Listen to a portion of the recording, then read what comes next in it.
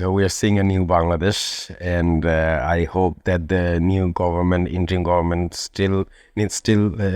they can work out like where are the lackings this country have been like dragged onto, and what are the aspects and prospects in terms of policies they can work better. So I am seeing that we will have a positive impact in terms of international support. So we are expecting that like foreign funding is gonna be much more smoother and much more positive.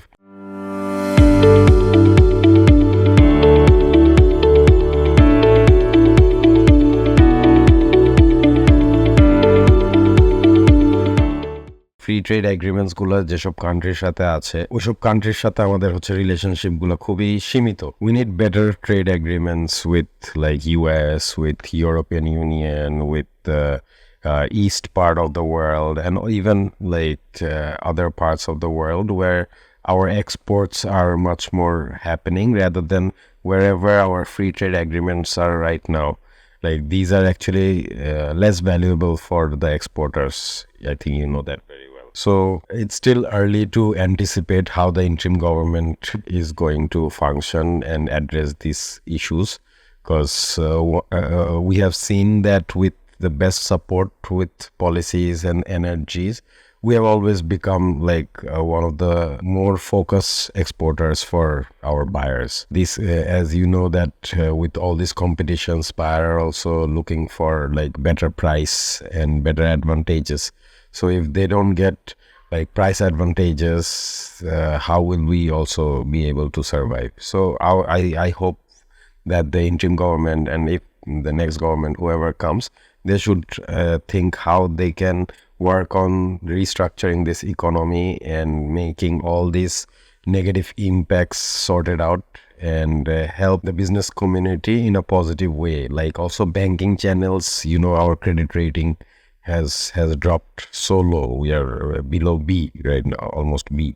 So people in the international community, when they're trading with our banks, like they're actually not confident that, you know, of paying on a longer tenure. So these kind of things are actually impacting our business also, because there's a big cycle in the textile from buying the cotton till the export. So it's almost 180 days that goes on to this transaction. Energy crisis এটা বায়ারদেরকে খুব বেশিভাবে impact করে। So আমরা এই energy crisis and others যেসব হচ্ছে গিয়ে inflation and all this things আমরা যদি হচ্ছে অ্যাকুমুলেট করে আমরা এখান থেকে better policies and better internationally আমরা যদি হচ্ছে গিয়ে country to country trade benefits গুলো আমরা হচ্ছে গিয়ে exercise করতে পারি, then the business will come back, because at the end of the day we became the second largest exporters in the world right after China. In the transition period where like the industrial police and all are still not totally active, the military have been giving us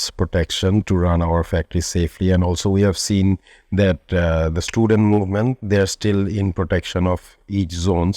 So if there is any kind of people who are trying to take advantage of the current situation of like, you know, exploiting the factories and all this, I hope that very soon when the industrial police are active and other administrations are already active, these things will be coming back to normal very soon.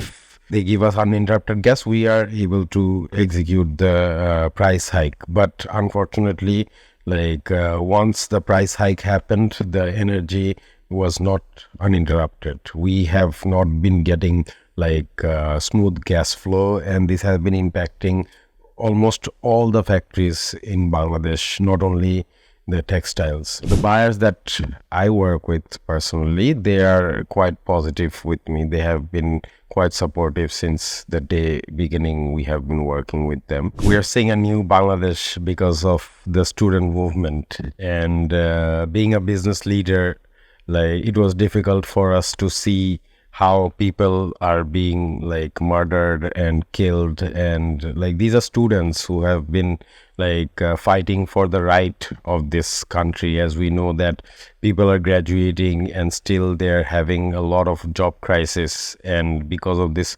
quota the jobs were being difficult and it was being blocked by like the people who have been in the part of the quota. We see that we have always been dependent mostly on the foreign expats, and right now we do know that how the Gen Z and the current generation, they're quite smart and they're quite agile. They are quite adaptive, and we need these kind of talents to be a successors in this industry.